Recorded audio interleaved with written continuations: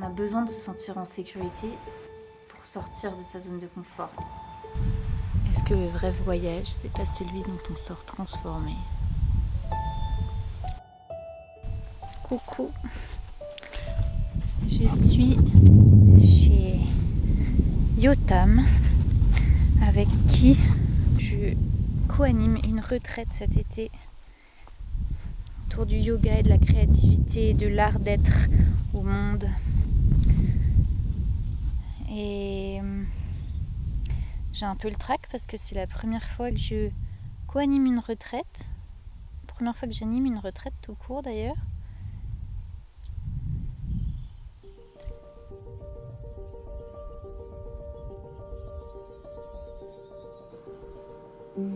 C'est quoi ton rapport à la peur? Dans cette vidéo, j'ai envie de te raconter comment regarder mes peurs en face décuple ma créativité.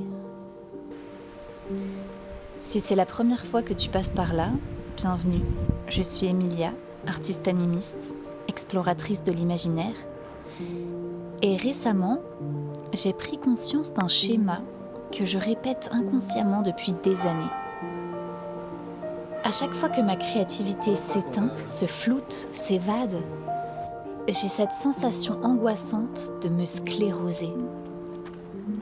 Pour moi, la créativité est l'essence même de la vie. C'est le vecteur du dialogue avec le vivant, la preuve tangible de nos existences et de nos capacités à être en lien.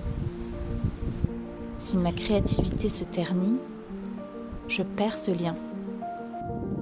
C'est le début de la mort. La créativité, c'est comme la lumière. Elle a besoin de brèches pour se diffuser, pour s'exprimer, pour trouver son chemin et pour s'épanouir. Alors à chaque fois que je sens les brèches se refermer, chaque fois que je sens les possibles se réduire et m'échapper, j'ai réalisé que mon instinct de survie me pousse à remettre du mouvement. Rouvrir les brèches. Laisser de nouveau passer la lumière. Comment je fais ça? Je fais quelque chose qui me fait un peu peur.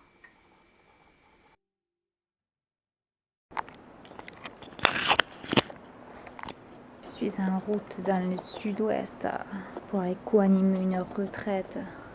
Je suis actuellement en pays Qatar. J'en profite pour visiter les ruines. J'adore. Ça fait très longtemps que j'avais envie de faire un road trip seul parce que ça ne m'est jamais arrivé. Où je sais pas où je vais dormir, où je sais pas où je vais aller, où je sais pas ce que je vais faire. Ça fait peur, mais c'est excitant aussi parce que c'est l'aventure. Ok, je vais reprendre le relais sur le vent là parce que ce que j'essaye un peu d'expliquer, c'est que ça fait donc plus d'1 an, je pense, que j'ai eu cette intuition que pour évoluer dans ma vie, il faut que je fasse un petit road trip, une nuit, un week-end, je sais pas, mais seule. Parce que j'ai une espèce de peur irrationnelle de me perdre depuis très longtemps. Et j'ai énormément de mal, de façon générale, dans la vie, à faire des choses seule. Genre, en gros, tout ce qui implique sortir de chez moi. Si je sais exactement pourquoi, que c'est quelque chose de connu, ou que je sais qui je vais rejoindre, là, il n'y a pas de problème. Mais dès que c'est quelque chose d'un peu nouveau, dès que c'est quelque chose de tout bête comme faire une balade, c'est trop vague. Je sais pas exactement où je vais, pourquoi, quel est le but, Voilà, donc j'ai vachement de mal à sortir de chez moi si je suis pas motivée par la présence de quelqu'un d'autre. Et donc je sentais depuis bien 1 an qu'il fallait que je saute le pas de passer une nuit quelque part seule, parce que c'est l'aventure. Donc cet été, le temps de mon voyage dans le sud, je me suis gardée une nuit où je savais pas où j'allais dormir et comment ça allait se passer jusqu'au dernier moment, jusqu'à ce que je le décide en fait. La seule chose que je savais, c'est qu'il me tenait à cœur de visiter les grottes de Lascaux. C'était quelque chose que je rêvais de faire depuis longtemps. Donc je me suis dit que je voulais atterrir dans ce coin-là et pour me motiver, pour me créer un ancrage qui ait du sens, Je savais que le lendemain de cette aventure, seule, livrée à moi-même, j'irais visiter la grotte. Vraiment, depuis que j'ai conscientisé ça, je me rends vraiment compte qu'à chaque fois que j'ai osé faire ce pas, que j'ai osé faire ce petit pas vers ce truc qui fait peur, ça a toujours ouvert des possibles assez dingues et parfois changé ma vie. Souvent, tu te rends pas compte tout de suite que ça change quelque chose dans ta vie. Mais c'est après coup, quand tu regardes le chemin quelques semaines, mois ou années plus tard et que tu fais « wow !» En fait, si j'avais pas fait ce petit truc-là, insignifiant peut-être à cette époque, ma vie serait pas la même.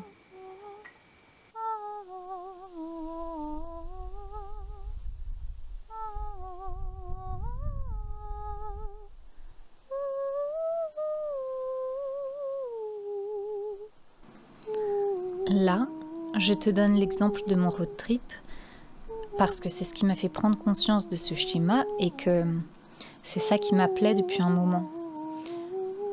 Mais plein d'autres fois, ça a été des trucs comme aller parler à quelqu'un ou dire à des proches ce que j'avais sur le cœur, dire non à une soirée, quitter des projets auxquels j'étais attachée ou déménager loin de tout ce que je connaissais, goûter un truc que j'aime pas, m'inscrire à une activité ou même récemment oser dépenser une grosse somme d'argent. Il n'y a pas de règles dans le type de peur et surtout il n'y a pas de hiérarchie. Tu es la seule personne à pouvoir savoir quel type de peur tu te sens prêt ou prête à regarder en face, à quel moment. Et je parle bien juste de regarder.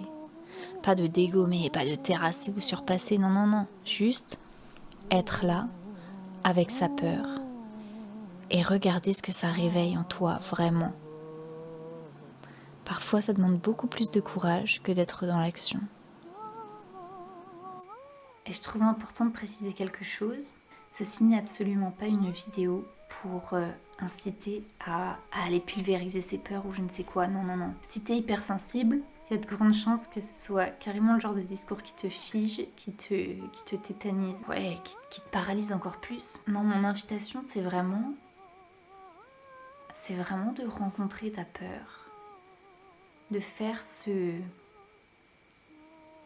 minuscule pas. Si t'as peur du vide, le but c'est pas d'aller sauter de la falaise, le but c'est juste de faire un tout petit pas vers le bord, même peut-être juste de te tourner vers le bord et de regarder par là-bas. Et t'as rien besoin de faire plus. Et déjà juste de ressentir la peur qui est là, de dire en fait c'est ok qu'elle soit là. Et ça va pas m'empêcher de faire ce que j'ai envie de faire. Alors, est-ce que cette nuit sauvage au milieu de nulle part a changé ma vie ? Pour le moment, il est trop tôt pour le dire. En tout cas, ça a de nouveau relancé le moulin de ma créativité. Ça m'a fait gagner en confiance en moi, en estime de moi. Ça a nourri des rêves et des aspirations profondes. Ça me permet d'aller vers ce qui me fait profondément vibrer, tout en me sentant davantage en lien avec ce qui m'entoure. Car dans ce moment, je cesse de chercher le lien à l'extérieur. Le lien se crée dans mon cœur et c'est comme s'il partait de moi et s'ouvrait. J'ai moins peur de manquer, en fait. Et je deviens disponible à ce qui est. On entend souvent cette injonction à sortir de sa zone de confort. Mais sortir de sa zone de confort, si on ne se sent pas en sécurité, c'est pas possible. On a besoin de se sentir en sécurité pour sortir de sa zone de confort. Il y a cette petite...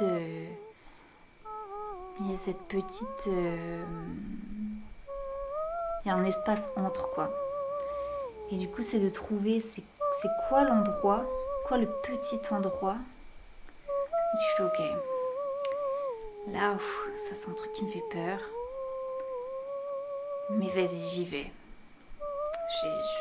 J'y vais.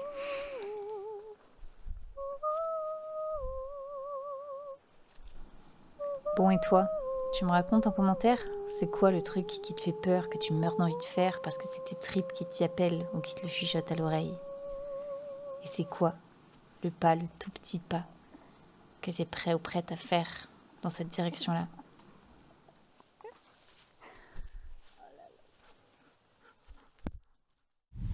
Est-ce que le vrai voyage, c'est pas celui dont on sort transformé?